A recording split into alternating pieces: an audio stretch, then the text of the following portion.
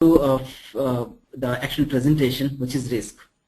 I believe all of us would take the risk, and to define the risk, it is an uncertain event or condition that would impact the project. When I say impact, either it could be both positive or negative. So I'll talk about the positive risk a little later, but mainly we would associate risks with the negativity. What I mean by, suppose if you do something which is probably not very good for us, then if it results in which is a negative outcome, then we'll say it is a negative thing. But again, if you do something, if it brings some profits to us, then we might look at it as a positive thing. I believe you would have gone through something called a SWOT analysis, which is strength, weakness, opportunities, and then threats. If I say opportunity and then threat, now what happens is, when the risk is negative, that could be a threat, and if risk is positive, that could be an opportunity. I will touch upon SWOT analysis a little later into the presentation. So you can see the picture here, which is Mr. Gautam Gambhir is playing against Sri Lanka. What he's trying to do is doing a dive. The reason, I mean, it's a risky dive, but however, he wants to do that because he does not want to get run out. And I had put this picture because I believe you can understand, you follow cricket very well. As you know, in cricket, the batsman takes the more risk. Why I'm saying that batsman takes more risk is batsman. There are 11 ways a batsman can get out in cricket. I'm not going to talk about all the 11 things. But when it comes to bowler usually in a over gets 6 opportunities to make sure that either the main objective of the bowler is to either to reduce the runs or to get the batsman out. Versus batsman, each ball the batsman has to face. The positive thing is the batsman can hit for a 4 or 6 or few runs. Otherwise, there are 11 opportunities the batsman might get out. So the kind of risk a batsman will take is quite higher. And also it is also very evident that if I ask you who would be your favorite cricketer, mostly you would either say Sachin Tendulkar or maybe Don Bradman or Mahendra Singh Dhoni. You are apparently a batsman. I'm not trying to degrade the bowlers, but yeah, as I said, batsmen are the people who take more risks. And this is my beloved city, Bangalore.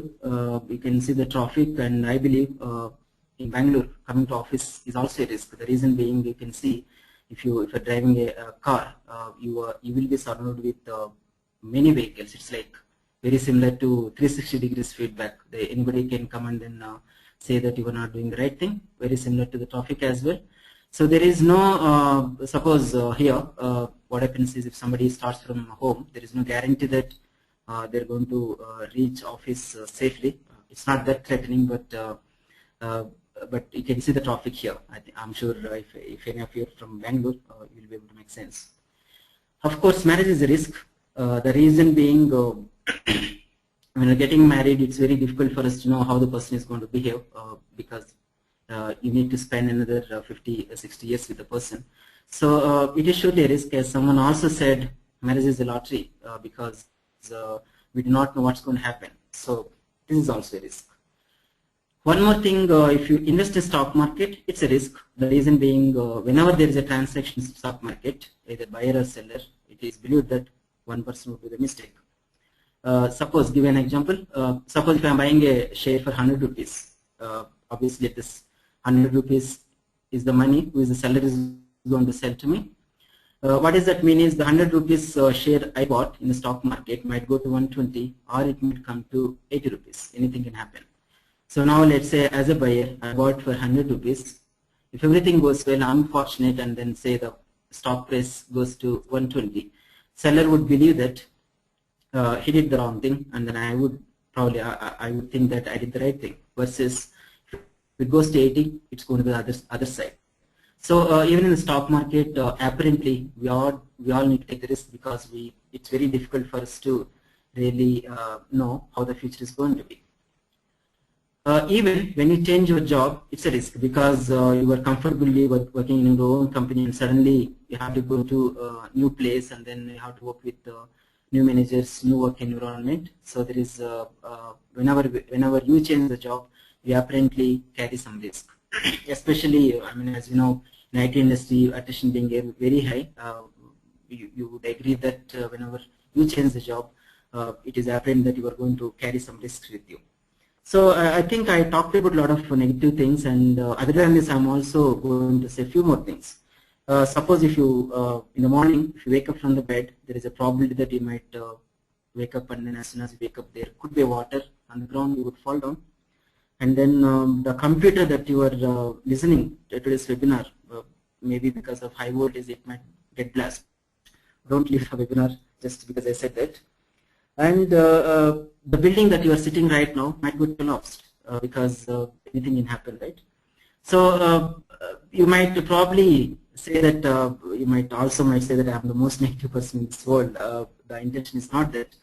The intention is, if I go to the next slide, what Shankar said is a person who can foresee the problem or the difficulties and who can identify proactive solutions can live happily. So what does this mean is just don't encounter the problem and then try to find a solution, but if you can foresee, you will be able to find the solution little early, then you go and then encounter the solution, try to solve the problem. It's basically to say in simple words, being proactive versus being reactive. But having said that, as I also said that I started sharing a lot of negative things. So now the reason for saying this is, suppose if you take as an example of a cat. I'm not sure if you own a cat at home. Cat, what it does is, cat when it is drinking milk, it just closes the eyes and then drinks. The reason being, it just wanted to enjoy that moment. However, it will not be able to see if somebody is coming to beat the cat. The reason being, I mean, obviously it doesn't want to do that, because if cat starts doing it, then it will not be able to enjoy the milk. But having said that, probably for the short-term gain, it might be sacrificing the long-term gain, which means that probably if somebody sees it, they might come and kill the cat. So that is the reason we need to really look at what is the best way that we can manage the risks.